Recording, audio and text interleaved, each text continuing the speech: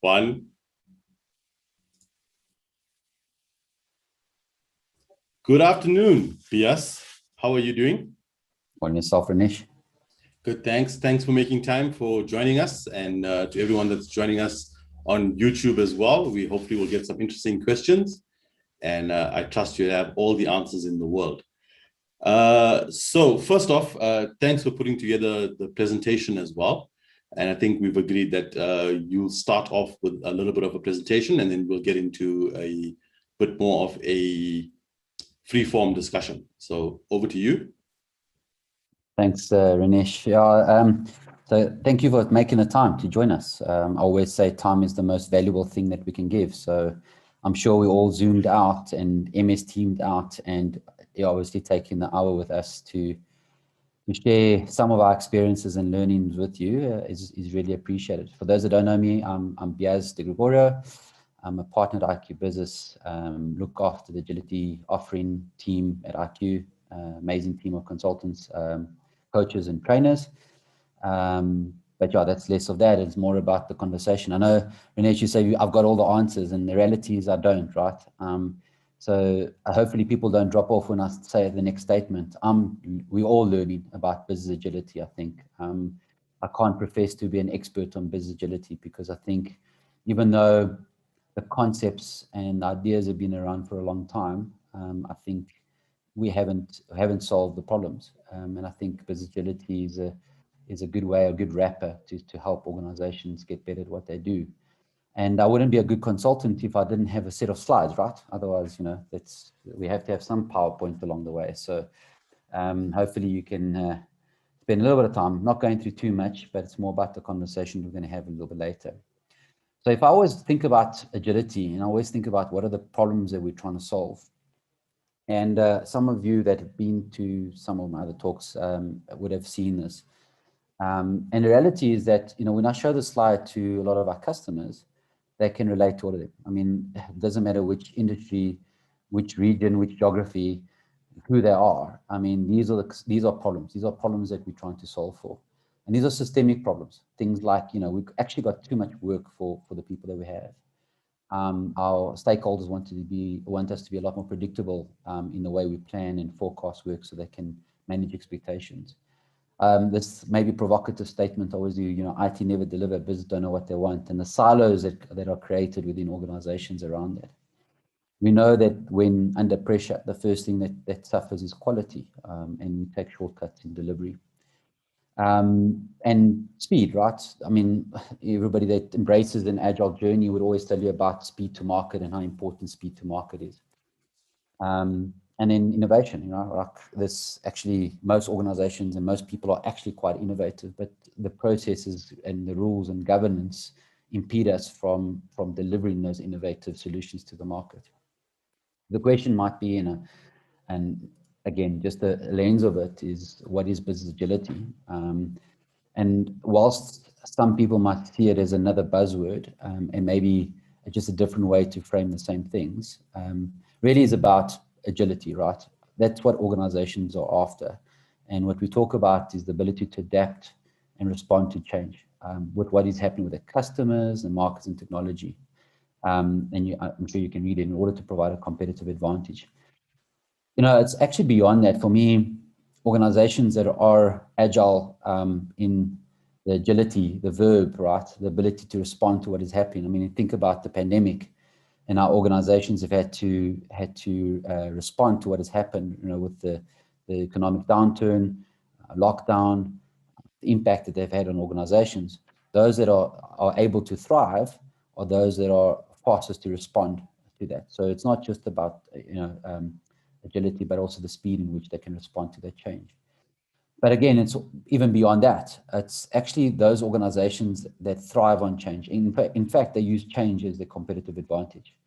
You'll see later, the agility health referred to enterprise business agility as the ability to anticipate changes. So whilst I know some people were predicting the pandemic, a lot of people didn't really appreciate that it could happen. Not a lot of people expected it, and I think a lot of people couldn't predict that it happened, but it did. But what is the next crisis, right? Or what is the next change? Or what is the next thing that we actually, as an organization or a set of organizations in the globe, will be able to react and adapt to the change? So be proactive around it, right? I attended a talk where somebody was saying, in fact, create your own crisis. Go through a process where you scenario plan, right? What is the next one, right? And build a resilient operating model and organization that has the ability to adapt to those changes. Have we achieved that across industry? Probably not. Is it worth fighting for? Absolutely. Because ultimately, the reason why organizations are adopting agility or agile ways of working or new ways of working is really about the outcome that we're trying to achieve. And that is really about what we call happier employees, right? Making people happy. Our employees, that whole thing about employees are greatest assets, but actually, are we really looking after them? And creating an environment and culture in which people thrive. Because if they are happy, they're going to build better products and services, and they'll get happier customers. And ultimately will result into those outcomes that we're looking at. The challenge with these large-scale agile transformation and adoption is that it's quite difficult to actually tie in the cause and effect, the causal impact of the investment in agile training, coaching, consulting work. And it's always difficult because a lot of people, when we deal with some of our customers, say, well, I'm investing so much in coaching. And the challenge is that there's lots of correlation. I think you can definitely see correlations in some of the indicators. But those financial performance and the causation between the two is always quite challenging because there's so many variables that exist outside the organization, outside the control of that implementation, right? So how do we position, I guess, maturity and that whole thing around borrowing with pride, or you can call it steal and tweak, right? So working with the agility health and enterprise business agility model, the nice pattern that they've got, or nice model that that's referred to, and the question around where organizations typically start, and if I think about South Africa and the industry in South Africa, probably about 13, where, besides Agile's been around for many years, 20 odd years, if you take a lean, even longer than that, etc., and those principles applied. But it wasn't applied at large scale, and large organizations typically are going through this journey. But in 2013, they go, oh, well, we need to improve our delivery, right? So we focus on the team. So let's get our teams, go to an Agile boot camp or get certified, and they go through the implementation and create these cross-functional teams, etc. But what they realize in these large solutions is that, large environments is that, on my own, in my own island, I can't deliver the end-to-end solution. I'm not a small agile team, startup thinking. I have to work within the broader context of the organization. So when we talk about team of teams, like working together, multiple teams get together. So that's where the scaling patterns come in, right? So obviously scaled agile framework, less, which is large scale Scrum, discipline agile. There's many other Nexus, Scrum at scale started to become popular in about 2016, 2017. I mean, South Africa would probably lag 1 or 2 years behind probably America, maybe Europe. But about that time, scaling patterns have been, became part of entering the market. I mean, it's a proliferation. I think most of our organizations that we deal with, and we talk about all industries, financial services, both banking, insurance, telcos, retail, where, scaled agile framework has become so popular, right? And because I think they're trying to address a specific problem. Unfortunately, in some organizations, they're using scaled agile framework as the installation CD for agility, which is much broader than that. And I think what has happened then, where we are at the moment, so, I always say I've used this term a lot, when you go to a mall and you get a map, it says we are here. I think we're in the between here. I think we've got moving by this green team of teams thing and scaling agility at the delivery side to organizational agility. I think a lot of organizations, and our experience in the last 6 months, is saying, well, we kind of have the delivery side sorted, even though we know it's not perfect and it's challenged. However, what is the problem that we have is the demand coming into the system. So this whole thing around, you're agile. Hey, we send you on agile training. You should be faster. So we're just going to feed in more work into the system. And, if you feed in more work into the system, you're going to stop the flow, right? And then the delivery stops. And like we take on too much work and we have this false illusion of progress because we just start on new projects all the time without delivering. And I think the reality is that we have to focus on the demand side coming in. The lean portfolio management, this thing about value streams and how we organize around value is a critical success factor to open up and unlock agility in organizations. Obviously, we have to think about up and down the value chain across the organization. So how do we bring other areas onto the journey? Because guess what? If you take 6 months to procure hardware, or if you take 6 months to deliver a business case to get funding approval, that's as fast as you're going to be. If it takes you 3 months to onboard a new person, a new technical skill that is key to your success, and you take 6 weeks to deliver that, that's as long as you're going to be. So we have to take the rest of the organization along the journey. So we talk about human resource or human capital, finance, legal, this shared services function. And how do we focus around this view around customer centricity, which is also key, which ultimately, if we get that right, we'll achieve this thing about enterprise business agility around the goal that we're trying to achieve, right? Which is about anticipating customer needs, being disrupted before being disrupted, or disrupt before being disrupted. Stephen Denning talks about market creating innovations, right? Operational agility is about doing the current things faster, more optimal. And we're really good at that, or we kind of define that from a team point of view in the patterns and Scrum and Kanban and SAFe, etc. But strategic agility is the ability to create new opportunities, new products and services for new markets. And that's really about what we talk about, enterprise business agility, if you really think about it. That's what we're trying to strive for. That's the goal. That's the promise of agility, right? What we're trying to sell to our customers. But it's not that simple. This is definitely a mindset and a culture shift that organizations need to go through. And it's not a tick box exercise to say, well, how many people have you trained? And oh yeah, we're successful because we trained 1,000 people on agile ways of working. That's just a vanity metric, right?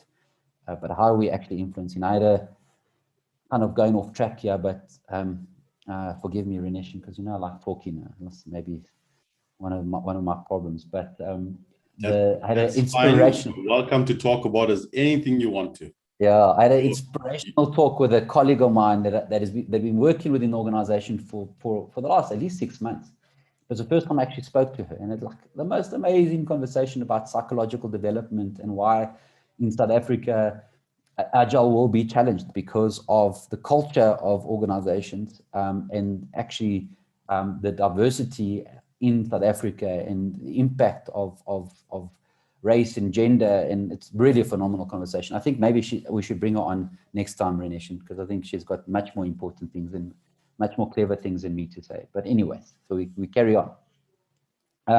So this whole thing around kind of where models, because obviously we're dealing with organizations that want change and they want change rapidly. And they will look at frameworks or methods or patterns, etc. And there's lots. I mean, that whole George Box quote that says all models are wrong, but some are useful.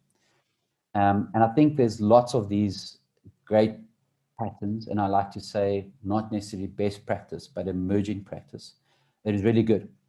But the reality is none of the stuff is really new. I think what has happened is that as we've grown, and I think the agile movement or agile industry has moved beyond just Scrum and Kanban, which it was intended to from a software development point of view, to a much broader body of knowledge, where we talk about change management, we talk about customer experience, we talk about leadership at all levels. So it's gone beyond that because we realize that actually the framework and mindset is only the one thing. How do we extend that beyond? And even you talk about the EBA model from Agility Health, as I mentioned. Great work done from the Business Agility Institute around the domains of business agility. By the way, you go to the Business Agility website if you haven't and download that paper. It's really great to give some reference. And then SAFe, right? Scaled Agile Framework. We have to jump on the bandwagon of business agility and introduce the 7 core competencies that organizations need to adopt, which are fantastic, right? That all makes common sense. So what are the common things? And this is not about a framework or method conversation, but what are the common things or the common patterns that come out of it, right? So first of all, it's all about the customer, right? What is customer experience? We'll have a little bit of a conversation a little bit later. But if you're not serving the customer is paying your salary. If you really think about it, and I did a exco session yesterday, and the one gentleman put in the chat, there's only one customer, and that's your external customer. So you have to focus on the customer and putting the customer at the center of everything you do. We'll talk a little bit about it later. Clarity of direction and alignment, right? The why question, right? So from a leadership point of view, if we're not bringing people along the journey and having a shared understanding of what that direction is and the clarity of that direction, we won't get alignment. We won't get buy-in to why we're doing certain things. So that position around strategy, the vision, purpose, will allow for people to collaborate and align around that bigger purpose. Autonomy, we talk about, hey, we want to create self-organizing teams, but you can't do that if those self-organizing teams don't have clarity of direction, right? They won't be self-organized if they don't know where they're going. And actually, secondly, have the competence to be able to do that, but different conversation, right? Then how do we organize, right? So from a safe scaled principle, new principle number 10, introduced in version 5.0, and missing, I guess, and I think great improvement from the framework itself, is how do we have this conversation about organizing around value, right? We have to minimize the handoffs in order to improve the flow of work. So I've seen this, right? Organizations, they want to adopt agility, and we talk about more the frameworks in a method perspective. So they'll take their organizational structure, and then they go and install scaled agile framework on top of it. And then they go, well, we've got these release trains, but our release trains, in order for them to deliver us anything, they have to go and talk to another release train that's sitting in another organizational structure. And guess what? That dependency or that handoff is just going to slow you down. So, and we're not, remember the principle, if those that are familiar with it, says you don't need to necessarily change the organizational structure, but you have to organize around how work flows through the system. And if, be it a virtual structure, if you think about it. And that's the principle about release trains. And I think a lot of people miss that, right? We go safe and we forget about the first step of the implementation roadmap that says do a value stream and understand what the value streams are, and then look at the team of teams, the tribes to support that, enable that. So that's, again, one of those patterns that keep on coming out in all of the models. Culture, like, I don't know, the whole thing, culture eats strategy for breakfast. And that's true. And the reality is, Ren, I think you say it, culture is how people behave when the boss is not looking, or when under pressure. Can I quote you on it? Yes, I've trademarked it. There you go, Renesh. But it is true, right? And culture is not the stuff, the values that we put on a wall, what we refer to as the espoused values, right? We have respect, integrity, all those good things. That's actually how the behaviors are enacted, and actually the behaviors that leadership are wanting to amplify and lead by example, right? The whole story about what was Enron's first value on the wall. They actually put it in a mosaic in the entrance of their offices. It was integrity, right? Well, I guess that is not the culture that persisted in that enterprise. Leadership. So leadership, not necessarily from a kind of a necessary of top-down point of view, but how do we install and enable leadership at all levels, right? I love the management 3.0 perspective. They said, we want to create not leaderless environments, we want to create leaderful environments, right? By creating enabling opportunities for people to lead. Leadership is people are willing to follow you, right? I think that's the important part.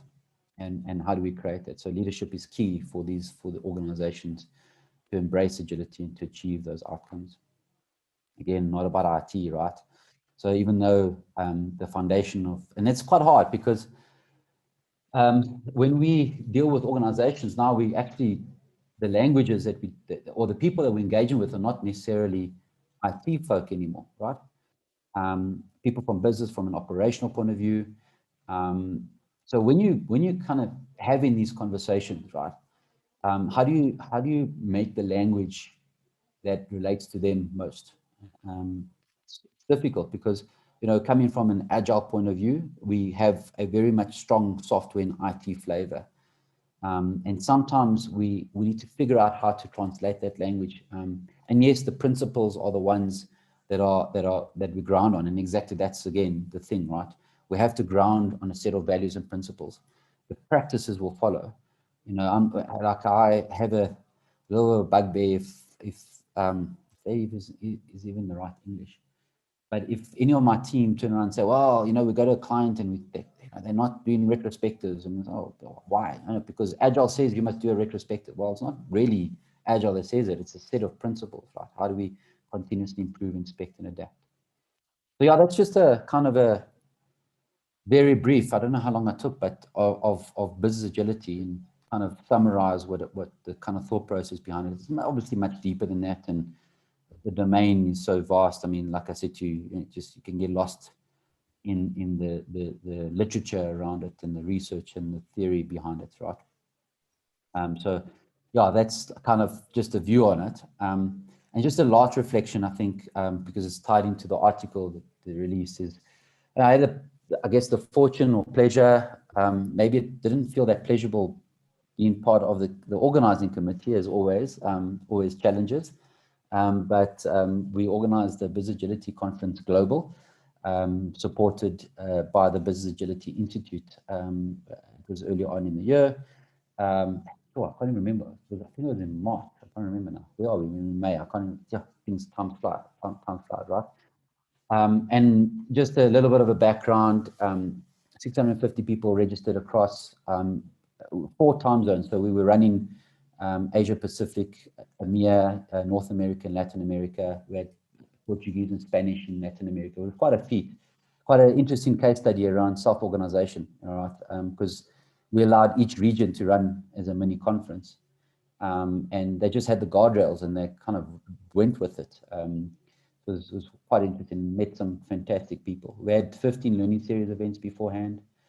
48 speakers across the globe, I guess, following the sun, 18 hours in total. And anybody could attend any talk across those time zones. So it was, you know, I know one of my customers, I'm not sure if Zane is on the call, but I think she wanted to attend every single talk. Because I said, you must be mad, it's 18 hours. And then 16 deep dive sessions, so across that. The one cool thing is obviously not-for-profit.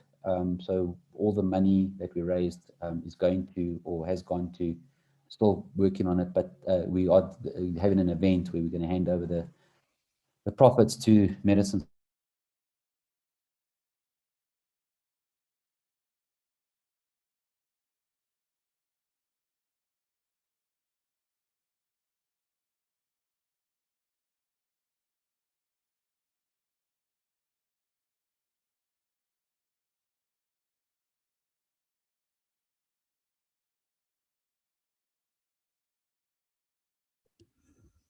So I'm not sure if we've lost Biase or have we lost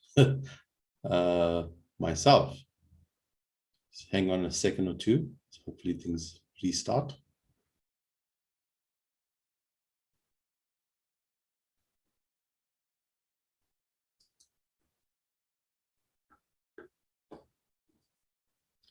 So it looks as though we've lost Biase. He seems to have had a network issue, hopefully not caused by ESCOM.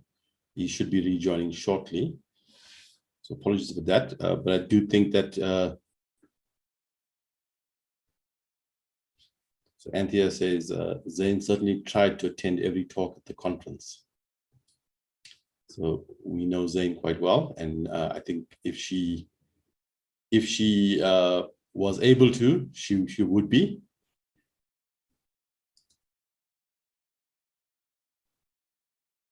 I'm just reading the chats as well. Yeah, I can see everyone's chats. Thanks. Thankfully, you can hear me. Unfortunately, I'm not as interesting as Biase, sadly so. We're just waiting for him to reconnect. It looks as though he got disconnected. Because if I look at the participants tab on my Zoom, he has been disconnected. So hopefully he reconnects shortly. And there comes Biase back. Did you get load shedded, Biase? We have a technical chat. Yes, I mean, actually at the office. So as that happened, so I tried to come to the office so I wouldn't have this challenge. But anyways. No, that's fine. But I think as it shifted to the, what do you call it, the generator, I think it dropped. Yeah, no, that's fine.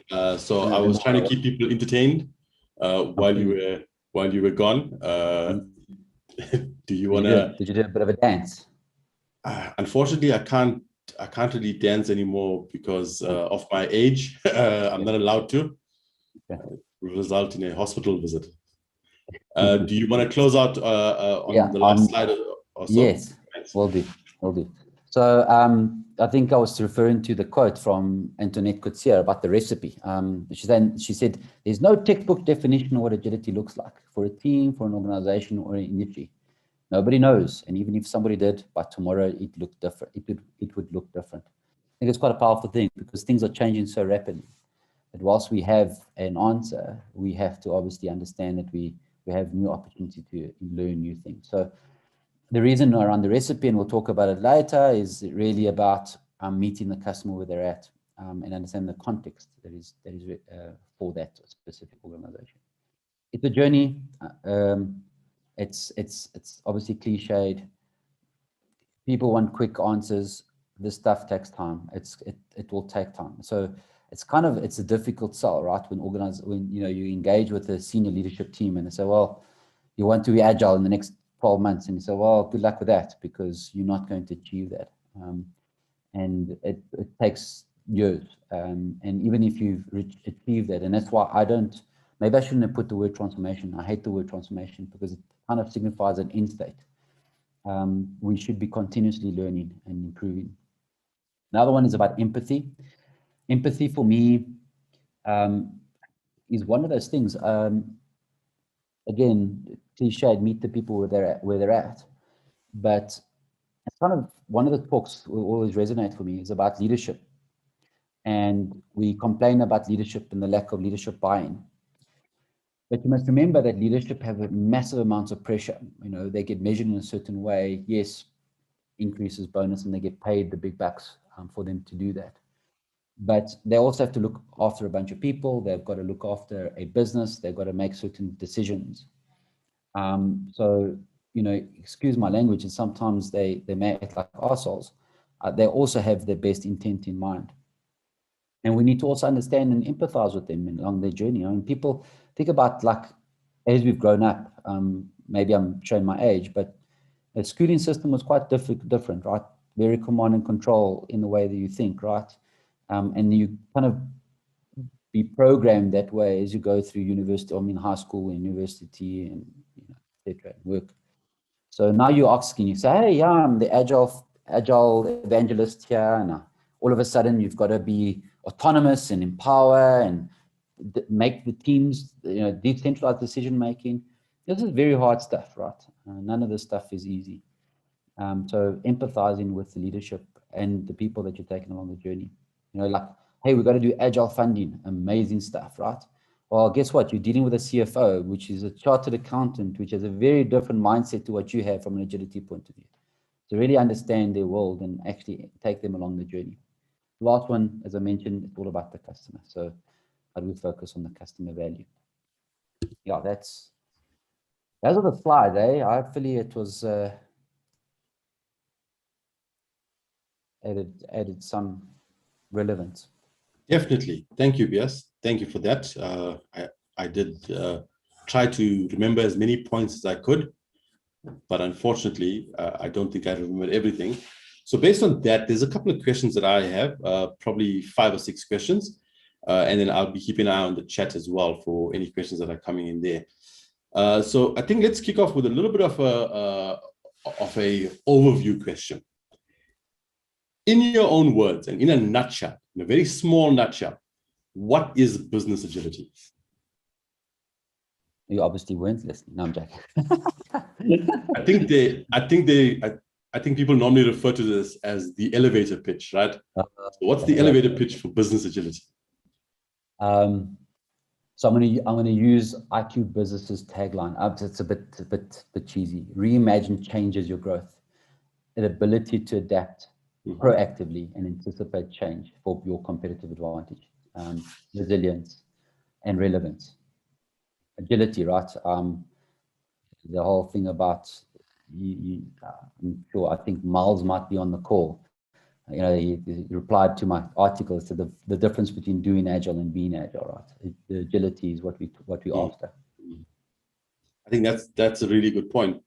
There's a difference between being Agile and doing Agile, and that difference sometimes is subtle, but it makes all the difference to a long-term effect. Yeah. Referring to the article, and I'm assuming that everybody that's watching this video has read the article. If you haven't, if you go to the IQ Business webpage, iqbusiness.net, under Insights, you'll find the article that Biase wrote. But in reference to the article and to your presentation, you mentioned more than twice now that there's no recipe for business agility. And I'm curious to know that with all the different Agile frameworks and models, and I mean, there's some famous ones out there.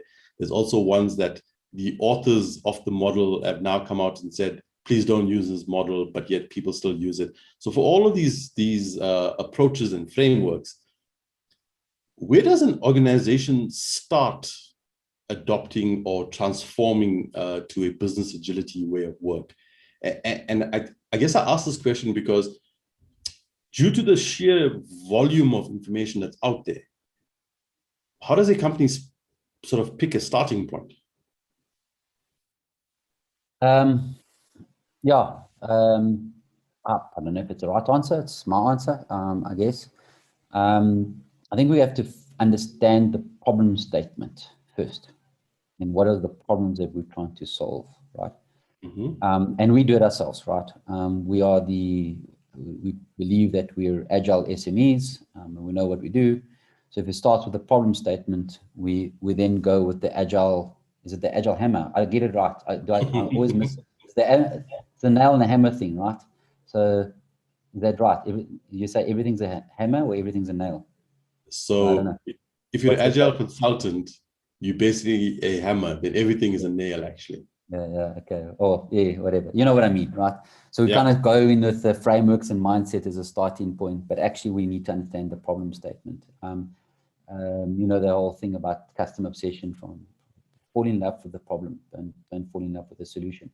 But we do that because actually, from a consulting point of view, that's our bread and butter. That's what we do. That's why we do. That's why we're passionate about what we do.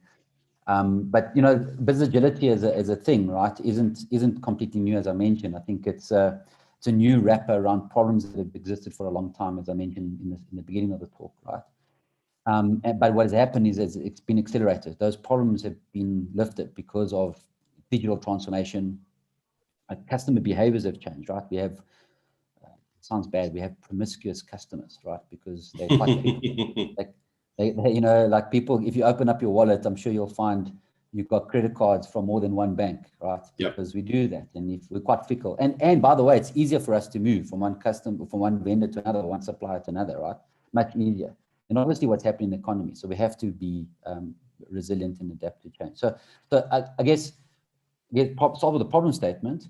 But if we are looking from an agility point of view, the change is both it's a bottom up and a top down view, right? So when we create the urgency for change and understand the problems that we're trying to solve and get people on the journey with us, how do we test and learn in one environment which we can prove the concept? Because we want people to actually buy into it.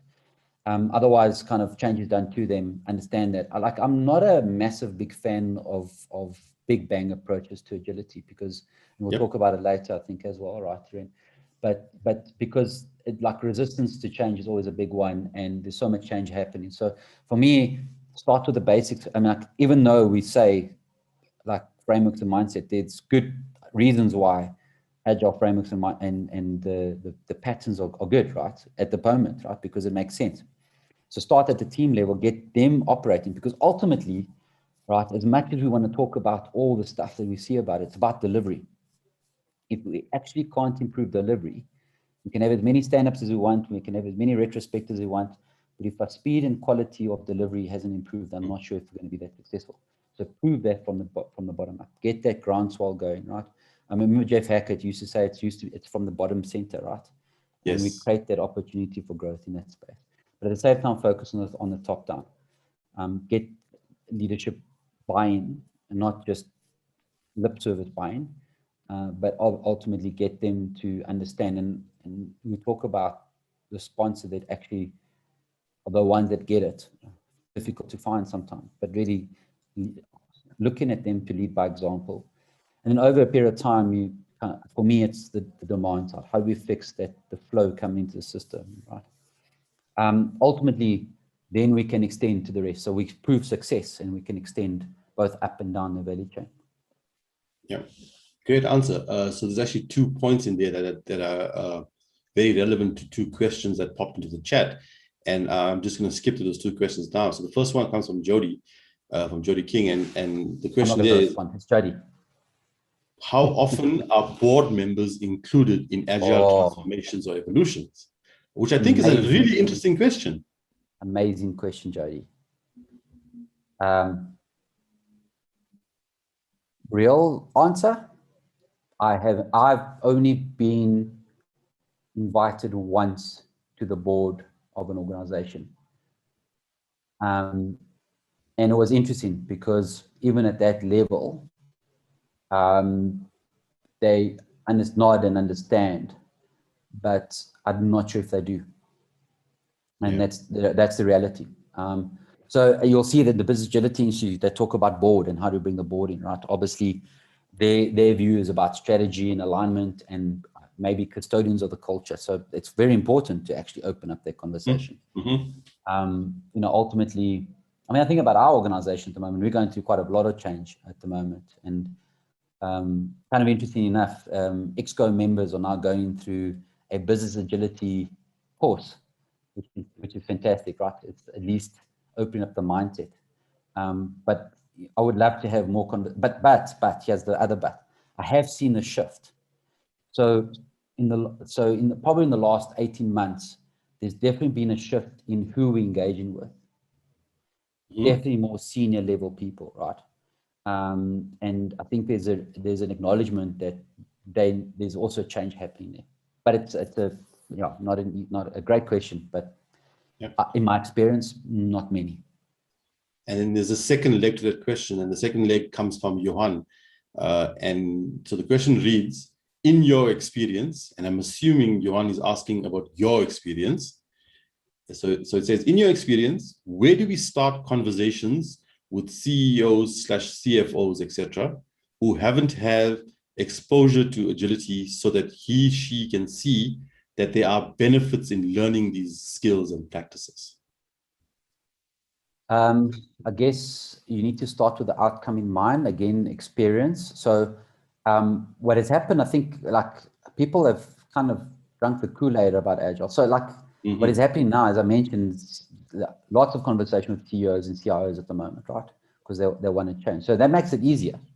2 years ago, it was quite difficult to have that conversation because, we were dealing with maybe the level below, the PMO office and the IT managers taking teams along the journey. But as we realize, actually, this is organizational change. So that language on that conversation has been a little bit easier because I think they're buying into the outcomes or the promises of what agility can offer. Again, what we need to look at is the data, right? So what are the benefits from an actual data point of view? Remember, if they're talking about cost optimization, and agility is not always about this. Don't get me wrong. You're not optimizing cost necessarily from an agility point of view. But what are the most important things like value to the customer? Are we improving our return on investment? When I say shareholder value, I don't necessarily believe that is the reason why we do work, right? But at the board, at the executive level, that's what they're looking at. Yeah. That you again have that conversation and say, well, this is actually how it's going to improve your lives. People only shift if they understand the benefit for themselves. That whole "what's in it for me" conversation. So if they truly understand what it is in it for me and benefit for me, and maybe how I can. Oh no, maybe I should be careful what I say. I'm not going to say Yeah, unfortunately, this video is going out live, so we can't do any editing afterwards. Okay. Well, we can edit it, but the people that are on the call would see the video, right? So, well, Johan, I hope I answered your question. Right. So let's jump back into this here. So if I think about business agility and all of the layers and the diagram you showed us with all the different cogs. And so all the things that we need to do to get to a business agility point of view, that sounds like a major investment in terms of time and money, right? And I mean, without getting into the economics of it and everything else, the article that you wrote mentioned, and in the presentation as well, you mentioned that the approach to an agile transformation should also be agile in nature, right? And I'm curious to know, what do you mean by this? And what does taking an agile approach to an agile transformation mean in terms of business benefits? And I think let me quantify that question. Business benefits are generally, over a quarter or over a half a year or over a financial year, whichever one it is. But the investment in terms of adopting agility or adopting business agility, I should rather say, might not show you the results from a high level within a 3-month period or a 6-month period. So in adopting an agile approach to doing this here, what are the benefits for an organization that wants to try this approach? It's a great question, tough question to answer, actually, thinking about it. I'm well known for writing tough questions. Yeah, thank you for that, Ren. So I think and I joke a lot about this install Agile, and people that might have heard the story, somebody once actually even asked me for the CD for installation of Agile.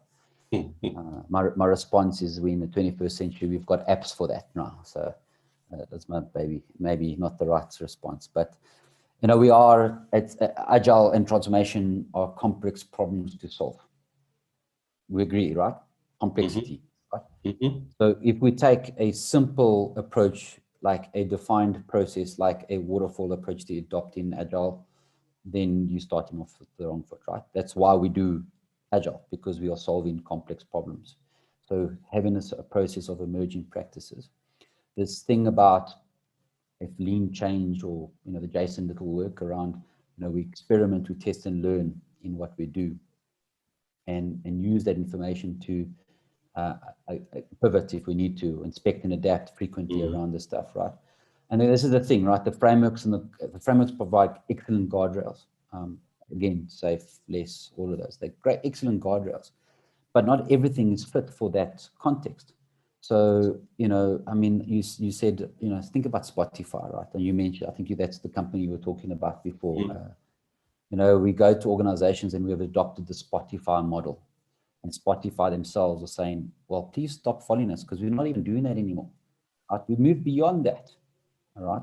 And actually, it's fit for us. We're a startup, and we're a streaming organization, right? We're a technology business. You're a 100-year bank, whatever that is, right? It's different. So understand that context. Sorry, I know you asked about the benefits. I'm going in a roundabout way. So obviously apply agility in the way you do things, right? But you still need a roadmap. You still need to have quarterly kind of processes, certain actions that you address, and the measurement that comes through it, right, is quite important. So whilst it's difficult to maybe realize business outcomes in the first quarter, you then need to start assessing maturity. So the perspective is that there's probably 3 areas around it, right? The self-assessment and maturity, so around ways of working. Great one, right? So you can do those kind of reviews. How does it relate to your actual, performance metrics, velocity, quality, defects going down, those kind of stuff, because those are quite important and you can measure those. And ultimately, over a period of time, that will result to the business benefits. So if you're having that opportunity on a quarterly basis to do that, obviously that will get buy-in. I mean, I was dealing with a group last week, and they were like trying to convince the leadership. And I said, well, talk about rands and cents. But actually, if you speak to them about the benefit from a rands and cents point of view, right, they will change their mind. This is the reason why we do this, right? Even if you start with the metrics and the data, so data-driven insights is important, right? So how do we look at that from that perspective? So yeah, it's not an easy thing to do, because I think when most organizations go through this journey, they want to scale Agile very quickly. Train as many people, and they're like, oh well, we're not seeing the results that we were promised, because actually it takes time, and it has massive implications from that. But the results, and that's what I'm saying, that's why it's hard to sell, because the results and the benefits actually is lagging, right? So Yeah, use the leading indicators to help you kind of get buy-in and solve the problem. 100%. Great I'm answer. actually on my phone network, so it's going to be a bit rude, but I just want to plug in my phone so it doesn't go off. Sure, Otherwise, sure. Just a second. I will just do a quick dance for everybody that's no, there will be no dancing. So Josie, I see your question as well. And Jody, I see your second question as well. We will just wait for Mr. Gregorio to arrive back. Hello, sir. Yeah. Right. So I want to pick up two of the questions from the chat as well quickly, which tie back to this discussion or this point we just spoke about now, but also to a previous point as well. So the next question comes from Josie. Hi, Josie. Are CIOs still being saddled with the need to cut operating costs by adopting agile practices? And if so, how does this impact on the intended outcomes of business agility adoption? Yes. I feel like Josie has written this question a long time ago and he's kept it specifically for this webinar, right? I'll have a conversation with Josie. This is a well thought out question. So I think absolutely. I mean, CIOs are under pressure to optimize for costs, right? Optimize efficiencies. You have kind of, it's amazing.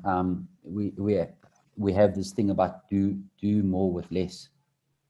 Do more with less people, right? We have to cut costs. So unfortunately there is that, and that becomes a systemic impediment to achieving the goal of agility.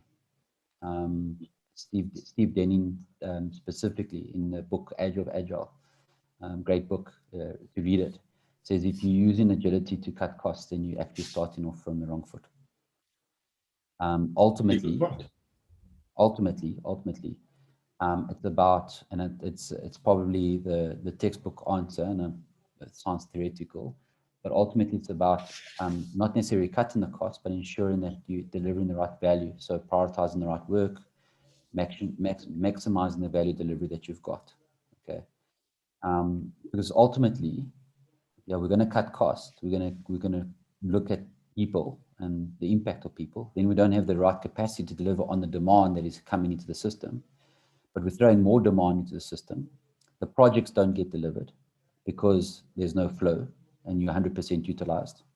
And then you land up wondering why you haven't delivered, and you haven't delivered the results. And then it's a vicious circle. And then guess what? You're under pressure from a finance point of view, and then you have to cut more costs because you haven't delivered, right? And then you have this view. I mean, I'm working with an executive at in one of the insurance companies, and they now have to go and justify why they need more people. And because there's a pressure to look at costs. So yeah, Josie, is a great question. I don't have a perfect answer for you, but yes, I think there's a massive pressure around that and the impact that it has on achieving the goals of business agility.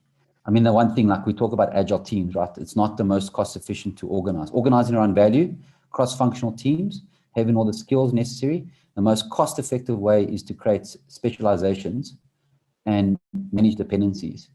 That's the most cost-efficient way to build software.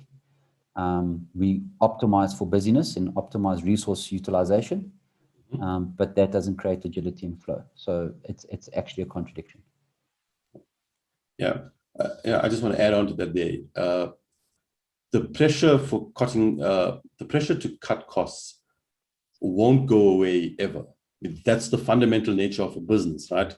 The fundamental nature of all businesses is increase profitability. And the way you do that is that you increase sales or you reduce costs or a combination of two things. That's not going to change. From economics. The only thing I remember from economics, that didn't supply and demand. That was the only thing. Yeah. And adopting business agility does not mean that the cost pressure of the business goes away. It doesn't mean any of that stuff. It's literally a non-equatable set of variables, though. Well, you could always take the less approach. The whole thing is more with less, that or less. Oh, yeah. Scrum. So I'm not sure if executives or would like it, because they say actually get rid of your management layer. That's how you're going to actually reduce your costs. Saying you said a bad word there. A provocative statement. Yeah, it's very provocative. That's what Baz Voda and Craig Larman say, right? Yeah. Focus on the delivery people, because that's actually who's delivering value to the customer. You may have too many layers in management. So yeah. So then Jody's question is also there, and Jody's question is, would it not be beneficial having a blueprint for agile transformations that allows us to continuously adapt and improve as we go along the journey? I think that maybe Jody kind of talking through the thing, right? So as I said, all models are wrong, some are useful, and there's some really good, useful options there, right? Take the EBA model, 7 pillars, customer seat, lean portfolio management, agile frameworks, and it's got good, great patterns. So if you use that as your maybe guiding light, nothing wrong with that, because it's a starting point. What I would, I guess, 2 elements of it. What I've seen often is that people going through the change will go through a hybrid approach. It's like, we're going to do a hybrid. We're going to do safe, but we'll keep this here. And it's a journey, because we're going hybrid. So we got a hybrid model, and it's fantastic. The problem with that is that they never move off the hybrid model, right? If a hybrid model is part of the journey, then fantastic. But if we continuously staying on the hybrid model, then we actually miss it. Because it's just an excuse for putting labels on stuff, right? Used to be a project manager, now you're a scrum master. Hey, guess what? We're agile. Excellent. So then there's one more question in here from the chat, which I think is still linked to the same part of the conversation. So I don't want to move off before we address this part.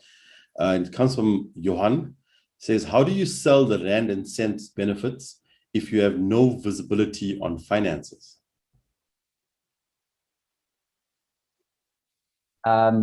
So obviously benchmarking, and benchmarking is a good thing, right? Using the agility thing around, so the rands and cents and the impact that it has. So cost of delay might be a way in which you can do it. And I'm not sure if that's the right answer, but it is an answer. It's, cost of not doing the thing, right? So let me give you an example. It's a technical example, practical example around it, but it provided a change. And it's not necessarily from a completely business agility point of view, but just an example.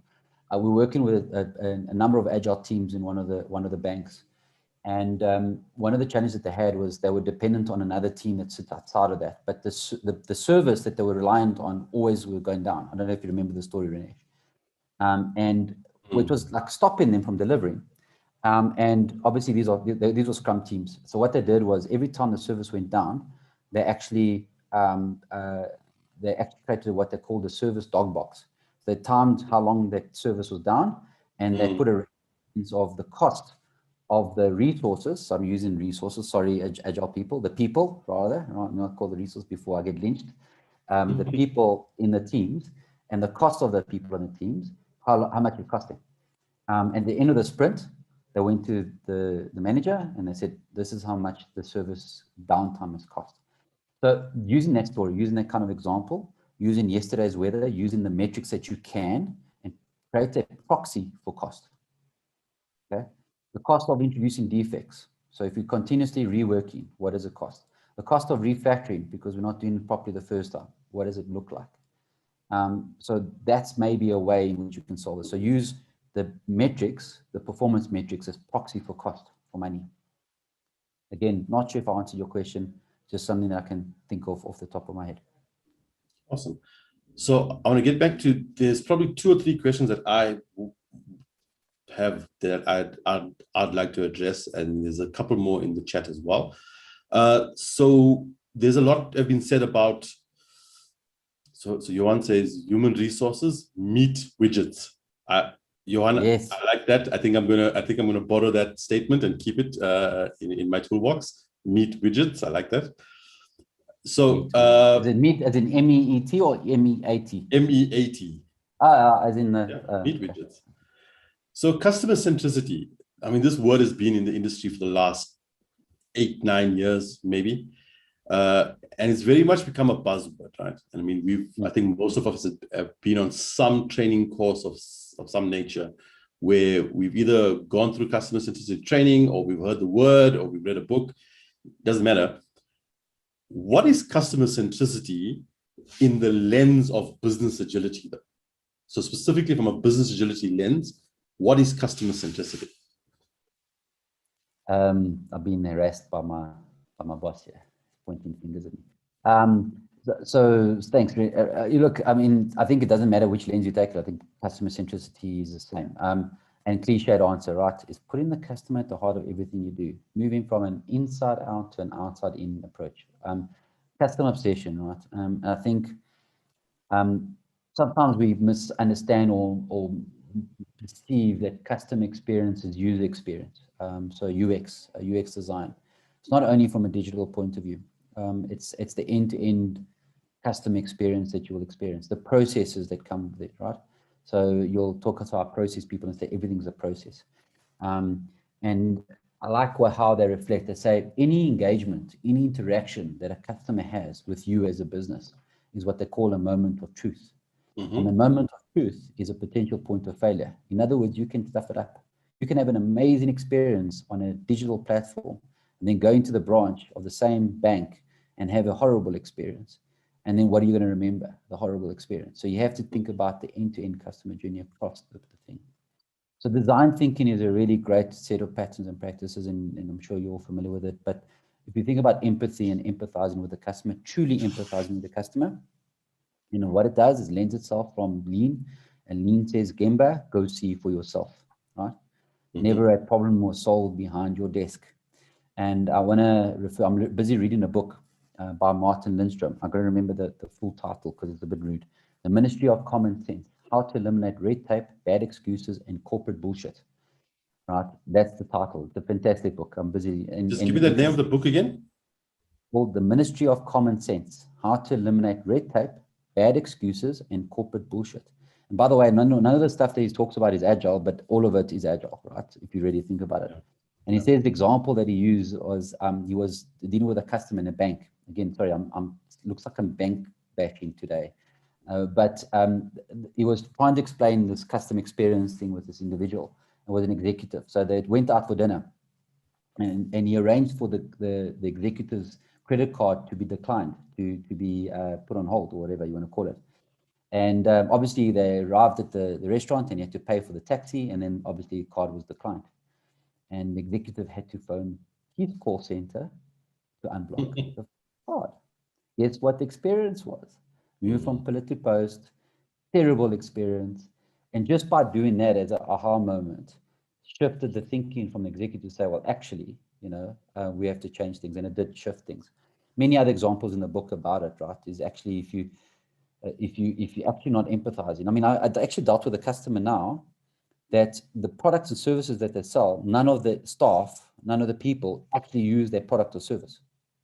So how do you actually, and they're talking about design thinking, and they're talking about that. I said, well, how actually can you live what your customers going through? Yeah. Right. So that's for me is about truly actually embracing the customer needs by understanding what those customer needs are. Don't do the Field of Dreams scenario, right? Those that are old enough, Field of Dreams, Kevin Costner. If you build it, they will come. So if you build products and services and hope that you're going to sell those products and services and look for customers, you're starting off on the wrong foot. Interesting question. Interesting response. And yeah, I think we all have those experiences where, you know, whether it's at the restaurant or wherever it is, you always stand there and you kind of think yourself, if you did something very simple, you could have improved this experience wholly so. You know, and I am cognizant of the time. So if you're okay for time still, Biase, I think we probably will run over slightly, if that's okay with you. Yeah, I mean, obviously respectful of time. So if people want to drop off, you want to close it off, let's do that. I think so. There's probably one or two questions more that I just want to get through. I think one of the last two sort of main of my side questions would be for those people that are wanting to kick off a business agility or an agile transformation, where should those discussions start? And specifically, how do people get hold of you if they want to talk to you about that action? I mentioned it already. I think one of the things is, I guess, getting to the point to acknowledge that you have a problem. Maybe joking that, like, the whole thing, right? You got to know you got to have a problem before you actually do something about it. And creating it. So the problem that we have, I think, is that there is urgency for change, but there isn't urgency for change. I think the pandemic has actually created more of that burning platform. You know that old joke, you know, who accelerated my digital transformation? CEO, CIO, or COVID, right? Because there's an actual urgency to adapt to change. So I think we have this kind of, we're complacent in the way we do things. But if you have to think about in your organization, you have to find somebody that has the ability to influence and has mandate to remove impediments and blockers for your journey. So, like, I'm talking about from an individual going through this in their organization, because not everybody's a consulting company. You need to find those leaders that actually get it, because, you know, as we talk about sustainable change, they will drive that sustainable change. It's a bit sad. Sometimes what happens is those people leave, and then the kind of all the good things that happened goes with them. So the challenge. Yeah. And getting hold of us, agility@iqbusiness.net. You know, I'm happy to have any conversations about it. To be honest, happy to share experiences, opportunities for me to learn. You know, we talk about, you know, what I love about the Agility conference is all about stories, and people relate to stories. So if there's more stories around success around business agility, please, I'm really willing to listen, and I'm sure all of us are, and have that opportunity to share and learn. I think it's also a case of, it's also stories about failures, right, are just as important. So it's not just successes, also the failures, so that we can learn from those things. Let me tell you, the best talk that I've been to at a business agility conference, like, it was kind of weird because they were talking about everything that went wrong. Normally you go to and you hear stories, case studies about how perfect everything was. But this gentleman, I remember, he was an Italian guy. I can't remember his name now, but he was saying how, and the lesson was what he learned, right, about those failures. So really, really powerful. So there's an interesting question from Ian. The username is Ian O'Henry. So I'm assuming first name Ian. And the question is in two parts. The first part and second part goes as following, and I'm going to paraphrase a little bit. We are currently undergoing a massive organizational change. We now have front-end business people, namely sales and service, with no context of Agile pushing demand into the funnel. Their expectations are for a fully complete product to be delivered each sprint. How would you advise him to handle that? I think I know Ian, and I think I know. Yeah. So interesting. Sorry. Did you have to sanitize your answer? But no, because it's like it's relevant. It happened yesterday, and if it's the same Ian, I know of the organization. We actually had a one-day workshop with your sales and service folk yesterday. So part of it. So maybe there's some light at the end of the tunnel, Ian. So I think people have acknowledged that it's not just the delivery side, it's also demand side. And I think there's a view, and I'm dealing with this specific example. I think there's an awareness that there's a problem there, and now we're dealing with it. So it's taken a lot of pain to get there. And I think that's what happens, right? So, you know, if you think about the theory of constraints, the bottleneck moves, right? And you've got to, what's it called? Subjugate yourself to that. What is it? What's it specific? It's something that, Eli Goldratt talks about. So what has happened, I think, is people have realized that the bottleneck has now moved to the demand side, and they're trying to deal with that. So I think there needs to be maybe you've got to hurt yourself a little bit. I don't know. Maybe that's part of it, right? Go through the pain of this, and then kind of realize that if you don't fix that, you're not going to unlock that. Again, not a perfect answer, just from my experience. And Ian, again, I see some light at the end of the tunnel. I'm definitely seeing different language or different conversations happening. Awesome. So final question, I promise you it's the final question from Josie. Have we overcommitted the product owner in the agile world, and in so doing failed the customer? I think the problem is that we don't actually understand the role of the product owner in corporate. I think you've got to start there. The product owner in corporate don't necessarily have the mandate and decision-making authority to have those decisions and to be the proper product owner. When I talk about agile product owner, not necessarily product management. Yes. Management. I think So that's the. so I think we've failed them.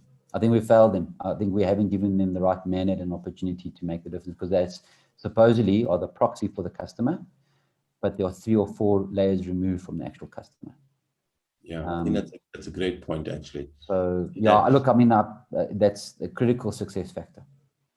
Yeah, great stuff. We've gone over our time. Thank you, Biase. I do appreciate your time. I appreciate your insights, and thanks for everyone that joined and has been able to watch and ask questions.